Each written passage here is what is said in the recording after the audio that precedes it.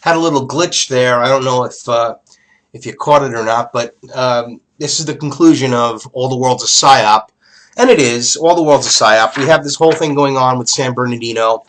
We have, as in an overview, 3 shooters in each case. One of them in San Bernardino vanishes from the storyline. Same thing happened to Sandy Hook, where there were 3 shooters, and it ended up being Adam Lanza alone.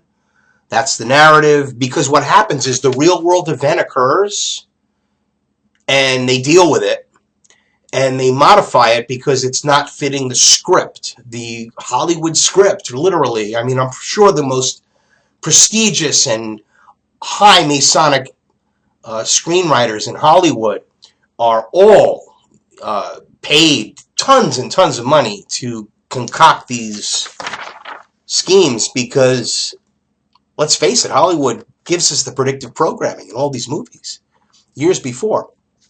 As you may have seen earlier with that 2006, where they're preempting this. They set everything up long in advance so that it gives them plausible deniability, because, well, we just put the, well, what do you mean? It's already been put into place. They put all their little ducks in a row, and then they roll the dice. So the reaction is in their favor, and they have all of the pieces in the right position to continue the narrative. And then in this case with Sandy Hook and others, well, like I said, with just the recent case, San Bernardino, I just find a big correlation between the two. I mean, just so much lies.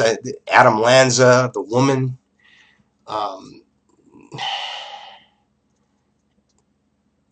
there's just too much. The Beslin massacre in the Russian massacre, if you recall, was gruesome and graphic. And I'm reiterating something I said earlier, is that when they're too horrible to show you, you know it's a lie, because all the media wants to do is juice up everything they can possibly do to juice up. And that's their lifeblood. I mean, is it true or is it not true that if it bleeds, it leads? Right? Isn't that the old adage? Watch the movie Network to get a clearer example of it. In a really good inside view of the New World Order right there. Osama bin Laden, all of these boogeymen, the new boogeymen, ISIS. It's all meant to distract us, confuse us, while they continue to collectivize the world until they have complete control. And once they have complete control, they will continue to get complete control over the people, continue to get us to submit to their desires, which is getting rid of our guns, submitting to totalitarian socialism,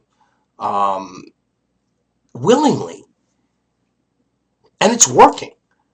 Read Silent Weapons for Quiet Wars, written in 1979, 25 years after the Bilderberg meeting. Now, the Bilderberg group got together for this express purpose, ladies and gentlemen, to collectivize the world into this one world government. Another book to read is Tragedy and Hope by Carol Quigley, where he goes into it in detail, the fact that there is exactly a program or plot or plan or whatever you want to call it, to have the central banks of the world control all the political and economic systems of all the nations of the world in a feudalist fashion under totalitarian socialism. And he saw nothing wrong with it, except the fact that people wanted to keep it a secret, because of the totalitarian aspect is really not pushed in Quigley's book, but what it leads to is that. And what we see is that in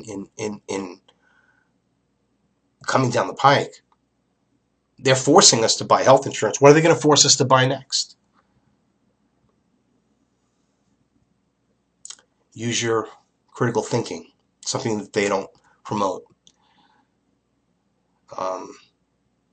Understand that the entire mass media is geared towards this new world order, one world government, totalitarian socialism, leftism, whatever you want to call it, Democrats, whatever you want to call them, liberals, communists, whatever. It's in that shape. But don't think that those on the right aren't helping this happen, because those on the right are making it happen. Those part of the secret societies, part of these Masonic and fraternal organizations, that they work together to bring us in this direction. There are people that are not in it, and you have to identify them. You have to just see them by their actions, not by their words. You know, don't listen so much to what these people say, but watch very carefully what they do. I think Aaron Russo said that. Whatever you think about Aaron Russo, those words are true. And that's the way to defeat these bastards. Death to the New World Order. Check out Truth Talk News and HowardEma.com. Subscribe to all the channels on YouTube. Share this video. Share this playlist. Together we can make this happen. We can take this country back. We can reverse the wheels if enough people know about it.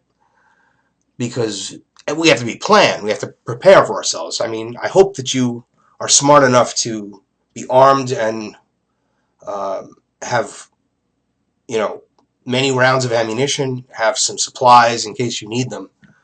Because one day we might. I pray we don't. But only a fool faces a hurricane with an umbrella. Till next time, I'm Howard Ema. Check out Truth Talk News on YouTube, subscribe, and HowardEma.com. Till next time.